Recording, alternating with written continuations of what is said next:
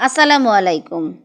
যে যেখান থেকে আমার ভিডিওটি দেখছেন সকলকে আমার চ্যানেলে স্বাগতম। আজকে আমি আবারও আপনাদের সামনে হাজির হয়েছি নতুন একটি ভিডিও নিয়ে। আজকে আমার ভিডিওর বিষয় হচ্ছে পাউরুটির রসমালাই। কে না চায় বাসায় থাকা উপকরণ দিয়ে খুব সহজেই একটি মিষ্টির ডেজার্ট তৈরি করতে? তেমনই একটি ডেজার্ট আইটেম পাউরুটির রসমালাই। রসমালাই এই রেসিপিটা এতটাই ইউনিক, আপনি যদি একবার এটা রেডি করে খান তাহলে বারবার খেতে ইচ্ছা করবে। চলুন তাহলে শুরু করি আজকের রেসিপি। পাউরুটির রসমালাই তৈরিতে প্রথমেই আমি চুলায় দিয়ে দিচ্ছি একটা হাঁড়িতে দিয়ে দিচ্ছি 1 লিটারের মতো লিকুইড দুধ। লিকুইড দুধের ভিতরে আমি দিয়ে দিচ্ছি 1/3 কাপ গুঁড়া দুধ। আপনি এখানে যে কোনো ব্র্যান্ডের গুঁড়া দুধই ইউজ করতে পারবেন। এরপর আমি একটা হ্যান্ড উইচের মাধ্যমে গুঁড়া দুধটাকে লিকুইড দুধের সাথে খুব ভালোভাবে মিশিয়ে দিতে হবে যেন দলা পাকিয়ে না যায়। এরপর আমি 1/3 কাপ দিয়ে দিচ্ছি চিনি। আপনারা এখানে আপনাদের স্বাদ অনুযায়ী চিনি ব্যবহার করতে পারবেন এবং চামচের সাহায্যে চিনিটাকে ভালো করে নেড়ে চেড়ে দিচ্ছি। চুলাটাকে কিন্তু লো হিটে দুধটাকে জাল করে নিচ্ছি। এরপর আমি এই লিকুইড দুধের ভিতরে দিয়ে দিচ্ছি স্বাদমতো লবণ, কারণ দুধ জাতীয় যে কোনো জিনিসে একটু লবণ না দিলে কিন্তু টেস্টটা বাড়ে না। বেশ খানিকক্ষণ দুধটাকে জাল করার পরে এর ভিতরে আমি দিয়ে দিচ্ছি একটা গাজর কুচিটা দেওয়ার ফলে কিন্তু এই পাউরুটির যে রসমালাই এর স্বাদ দ্বিগুণ পরিমাণে হয়ে যাবে। এবং আমি চামচের সাহায্যে এই গাজর কুচিটাকে দুধের সাথে ভালোভাবে নেড়ে চেড়ে দিচ্ছি। দেখুন দুধে কিন্তু বলক এসে গেছে। আমি কিন্তু এটাকে আরও কিছুক্ষণ জাল করব, যতক্ষণ না এটা একটু ঘন হয়ে যায় ততক্ষণ পর্যন্ত কিন্তু এটাকে আমি জাল করতে থাকবো। বেশ খানিকক্ষণ দুধটা জাল করার পরে যখন দুধটা ঘন হয়ে যাবে তখন চুলার জাল বন্ধ করে দেবো এবং দুধটাকে ঠান্ডা হতে দেব, কারণ ঠান্ডা না অবস্থায় যদি আমি গরম অবস্থায় পাউরুটি দিই পাউরুটিটা গলে যাবে এবং আর খেতে ভালো লাগবে না। পাউরুটির রসমালাইয়ের যে দুধের শিরা সেটা রেডি হয়ে গেছে। এখন আমি এটাকে ঠান্ডা হতে দেব। পাউরুটির রসমালাইয়ের যে দুধের শিরাটা সেটা আমার হয়ে গেছে এবং এটাকে আমি ঠান্ডা করতে দিয়েছি। এর ফাঁকে আমি তৈরি করে নিচ্ছি রসমালাইয়ের জন্য যে পাউরুটিগুলো তৈরি করব সেগুলা। এখানে আমি দোকান থেকে কেনা 1 প্যাকেট পাউরুটি নিয়েছি এবং এরকম একটা কৌটার মুখ নিয়েছি। এর থেকে আপনারা বড়ও নিতে পারেন, ছোটও নিতে পারেন।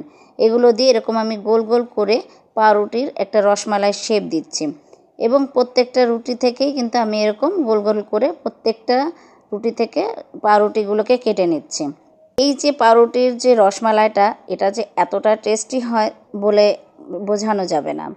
আমার কিন্তু পাউরুটিগুলো সবগুলো কাটা হয়ে গেছে। আর এই যে বাকি যে পাউরুটির যে গোল গোল অবশিষ্ট যে অংশগুলো রয়েছে এগুলোকে আপনারা কিন্তু ব্রেড ক্রাম্বস হিসেবে পরবর্তীতে যে কোনো একটা ডেজার্ট বা কোনো কিছু তৈরি করতে কিন্তু এটা ব্যবহার করতে পারেন। এখন আমি ঠান্ডা হতে দেওয়া সেই যে দুধের শিরাটা সেই দুধের শিরাটা একটু আঙুল দিয়ে চেক করে দেখব যে বেশি গরম কিনা। হালকা উষ্ণ গরম থাকলে তার ভিতরে যে পাউরুটির শেপগুলো কেটে রেখেছি সেগুলো দিয়ে দিব এবং চামচ দিয়ে আস্তে আস্তে করে দুধের ভিতরে পাউরুটির শেপগুলোকে ডুবিয়ে দিব যাতে এগুলো ভালোভাবে ভেজে। না ভিজলে কিন্তু এটা নরম হবে না এবং খেতেও ভালো লাগবে না।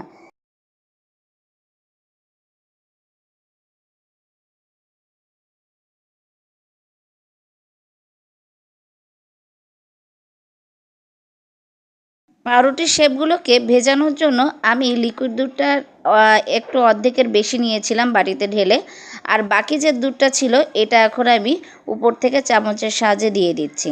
যেহেতু গাজর কুচি রয়েছে তার সাথে দেখতে কিন্তু অনেক চমৎকার লাগছে। এখন আমি তার উপর থেকে ছিটিয়ে দিচ্ছি বাদাম কুচি। আমি এখানে পেস্তা এবং কাজু বাদাম ব্যবহার করেছি, ছোট ছোট কুচি করে রেখেছিলাম সেগুলো এখন আমি রসমালাইয়ের উপরে দিয়ে দিচ্ছি এবং দেখতে এতটা চমৎকার লাগতেছে যে কেউ মনে হবে যে এখনই আমি এটাকে খেয়ে ফেলি। এখন আমি এই রসমালাইটাকে প্রায় আধা ঘন্টার মতো এটাকে ঢেকে রাখবো ভেজার জন্য। আমরা গৃহিণীরা সবসময় চাই পরিবারের সকলের জন্য ইউনিক কিছু তৈরি করতে, আর সেটা যেন সাশ্রয়ী হয়। আর এরকম যদি একটা রসমালাই আমরা সাশ্রয়ীভাবে ঘরে থাকা উপকরণ দিয়ে তৈরি করতে পারি তাহলে তো আমরা পরিবারের যে কোনো কারো কাছ থেকেই কিন্তু বাহবা পেতে পছন্দ করব। যারা আমার ভিডিওটি ফেসবুক থেকে দেখছেন অবশ্যই আমার পেজটিকে ফলো করে রাখবেন এবং লাইক কমেন্টস করতে ভুলবেন না এবং শেয়ার করবেন। এবং যারা ইউটিউব থেকে দেখছেন আমার চ্যানেলটিকে সাবস্ক্রাইব করে রাখবেন এবং লাইক কমেন্টস করবেন। ধন্যবাদ, ভালো থাকবেন, অনেক ভালো থাকবেন, আমার জন্য দোয়া করবেন। আল্লাহ হাফেজ।